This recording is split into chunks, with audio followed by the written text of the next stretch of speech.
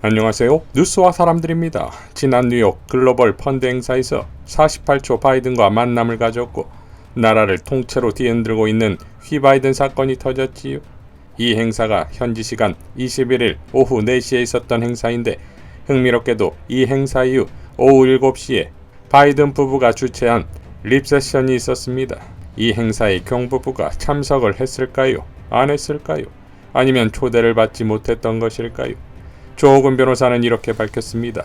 우국 보수로서 대통령실 홍보 직원들이 더 분발해주면 좋겠습니다. 일본 기시다 총리는 지난주 유엔 총회에 참석해서 9월 21일 수요일 글로벌 펀드 제7차 재정공약회의에서 바이든 대통령과 단시간 약 1분 20초 환담을 나눴습니다.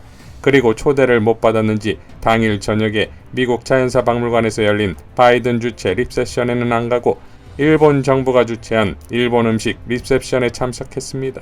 그런데 우리 대통령은 영국 여왕 장례식 전날에 있었던 찰스 3세 국왕 주최 립셉션, 글로벌 펀드 제7차 재정공약회의, 바이든 대통령 내외 주최 립셉션에서 총 3번이나 바이든 대통령을 만났다고 합니다. 첫 번째 근거, 2022년 9월 22일 대통령실 한미 정상 간 환담 결과 윤석열 대통령은 9월 21일 수요일 미국 뉴욕에서 개최된 글로벌 펀드 제7차 재정공약회의 및 바이든 대통령 내외가 주최한 립셉션 참석 계기에 바이든 대통령과 만나 미국 인플레 감축법, 금융 안정화 협력, 확장 억제에 관해 협의했습니다. 두 번째 근거, 경향신문 2022년 9월 22일자. 세 번째 근거, 매일경제 2022년 9월 22일자. 바이든 주최 립세션에 참가한 각국 정상들이 각자 트위터에 바이든 부부와 찍은 사진을 올리고 그 나라 신문들에서도 그것을 기사화하던데 왜 우리는 그런 것을 안 하는지요? 심지어 대통령실 홈페이지에 있는 공개 일정표에도 바이든 주최 립세션 얘기는 없더군요. 빨리 바이든 주최 립세션에서 다른 나라 정상들처럼 윤 대통령 부부가 바이든 대통령 부부와 찍은 사진을 올려서 우리 윤 대통령이 바이든과 이렇게 각별한 사이라는 것을 좀 자랑 좀 하세요 라고 밝혔습니다. 자, 대단하지요? 그러니까 뉴욕에서 교웅이 글로벌 펀드와 바이든 내외가 주최한 립세션에서 만났다고 했지요. 이게 사실이라면 48초 만남의 비판에 쉴드를 칠 수 있는 립세션에서의 대화가 분명히 있었을 것인데 기사가 잘못된 것일까요? 경향신문과 매일경제도 립셉션에서 바이든을 만났다는 대통령실의 말을 전하고 있습니다. 그런데 막상 대통령실의 공식 일정에는 립셉션 참석이 없다 이거지요.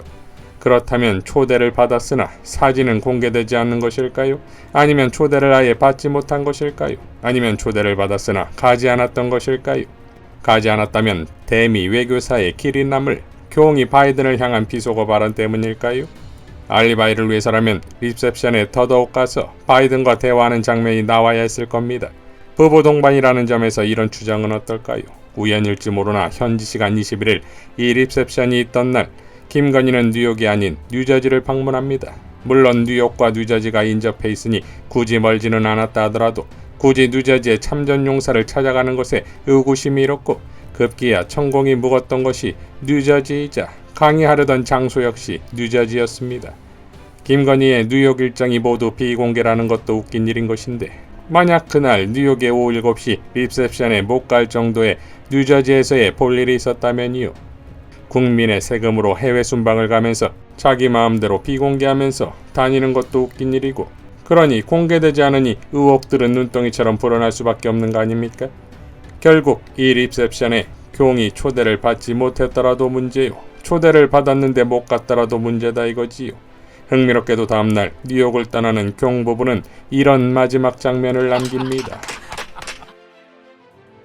자, 지난 펠로시 방한 때 대통령실은 IRA 정보를 미리 보고받았으나 교웅에게 전달하지 않았다는 KBS 단독 보도가 나왔지요.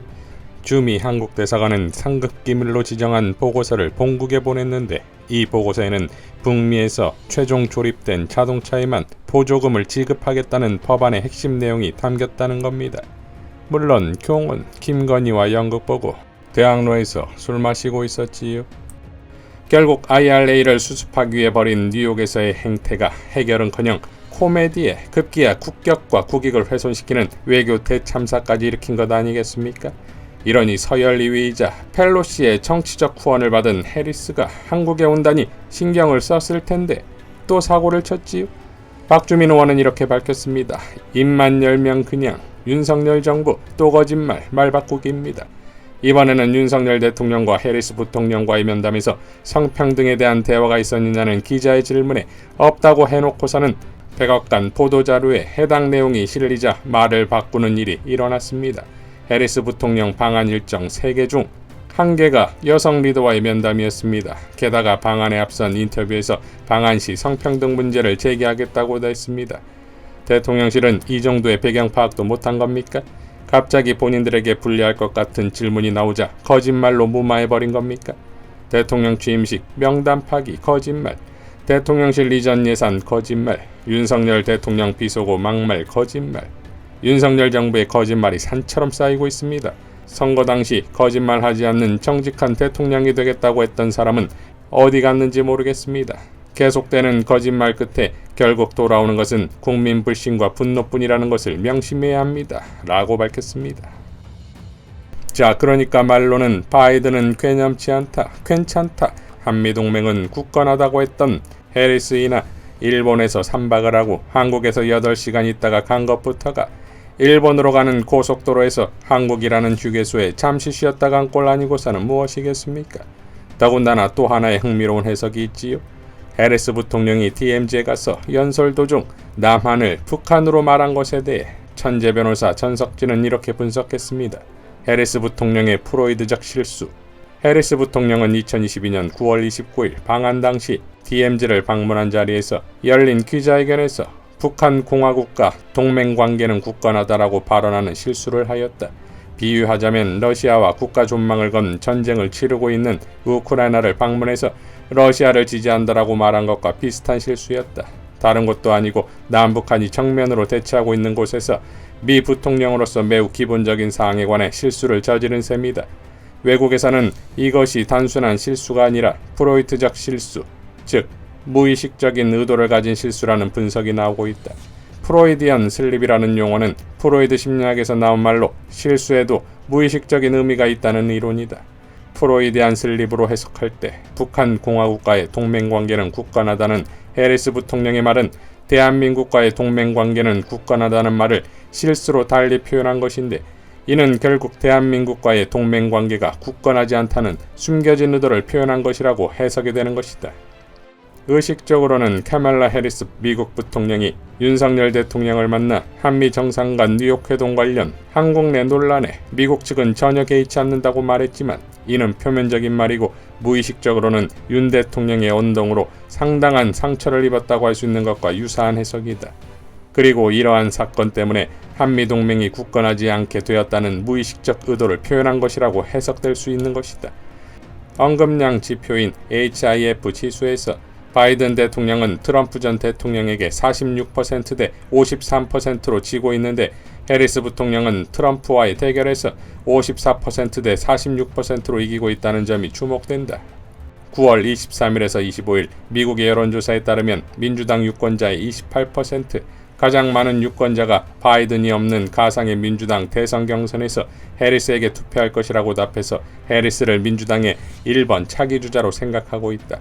해리스는 2024년의 선거에서 미국 대통령으로 당선될 수도 있는 사람인 것이다.